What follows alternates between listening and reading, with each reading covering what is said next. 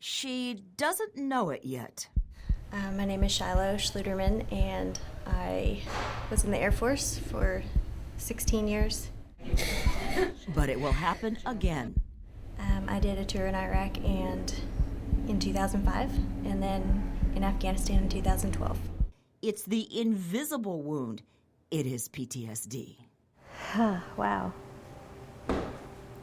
The hardest thing is to feel like you can't trust your own mind. Oh, what a statement. Takes kind of a moment to absorb. For Shilo, it started when she got home from overseas with her husband at a military parade.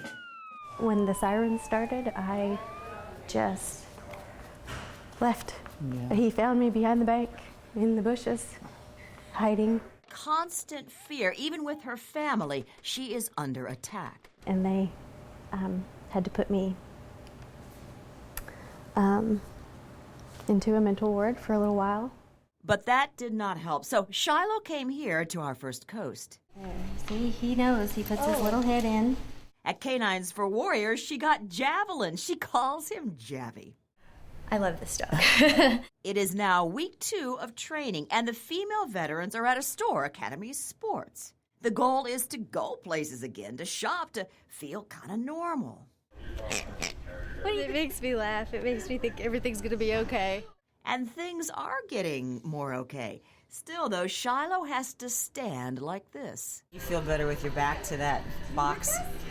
Yeah, it sounds crazy. But you see there, Jave is in what's called block command. Feels like a barrier to any danger. No, I'm not going to freak out on anybody, and at the same time, I'm not going to get caught unaware. Important to any veteran with PTSD, and perhaps even more so for women. Professor Dr. Tina Jekyll at Flagler College is a board-certified expert on traumatic stress. It's not just some phantom feeling that somebody has. No, not at all. So take a look at these brain scans. In the non-PTSD group, you don't necessarily see where there's a hyperarousal going on. This is what a normal brain would look like. Compared to a person with PTSD, you can see it's lit up. There are chemical and hormonal changes. It's what's called hypervigilance. Like Shilo, scared she's under attack, even in an ordinary store. And for women, research shows the fear hits them even harder than it does men. They actually have a stronger physiological response. So you are about to see a very difficult moment. It is now week 3, the final week of training, and the Warriors are here at Olive Garden. It's busy, it's lunch hour, and they are nervous. I'm just really nervous, not knowing where we're going to sit in there. The fear is having your back against the window, but it is exactly where Shilo is asked to sit, to train her to cope. Jimmy, sit. Yes. And you can see it. The panic attack begins. You're okay. The windows to my back.